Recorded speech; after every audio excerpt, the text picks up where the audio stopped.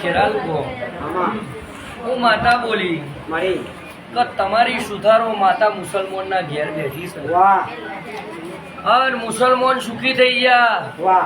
મૌલવીએ તમારી સધીને વધાઈ લીધી થાપી દીધી રહોડા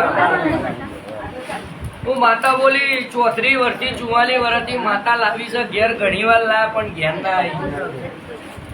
લેવાય નહીં જવું મુસલમાન ના ઘેર મેં કહું તમે તો જ એટલે તમને ચા પીવડાવી ચા પીધી કે